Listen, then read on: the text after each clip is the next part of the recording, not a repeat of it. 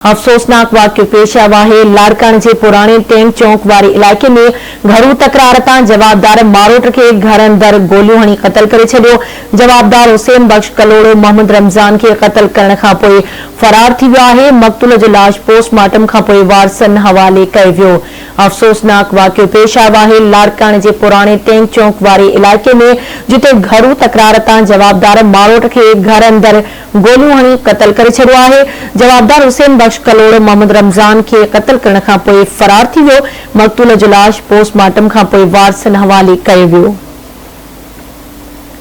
लाड़काणे जे पुराणे टैंक चौक वारे इलाइक़े में घरू तकरार तां जवाबदार मारोट खे घर अंदर गोलियूं हणी क़तल करे छॾियो आहे। तफ़सील मालूम कंदासीं लाड़काणे मां आवाज़ जो रिपोर्टर रशीद समूह खां। जी रशीद, कहिड़ा तफ़सील आहिनि इन अफ़सोसनाक वाक़े जा?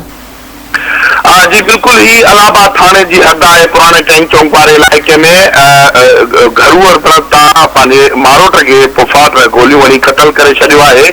इन ही हवाले सां जेके वारस आहिनि उन्हनि जो चवणु आहे त जवाबदार आहे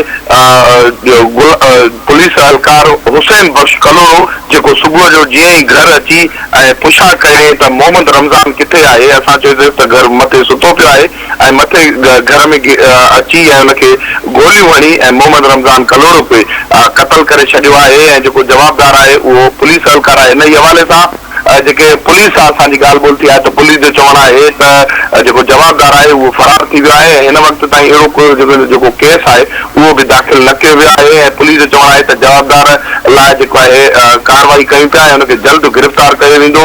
ऐं पुलिस जो इहो वधीक चवणु आहे त जेको फोती आहे मोहम्मद रमज़ान कलोड़ो, उन जे जेके वारस आहिनि उन्हनि जो चवणु आहे त सुबुह जो सवेर अची पुलिस एहलकार हुसैन बख्श कलोड़ो पुछा कयो त मोहम्मद। मेहरबानी रशीद अपडेट करण लाइ।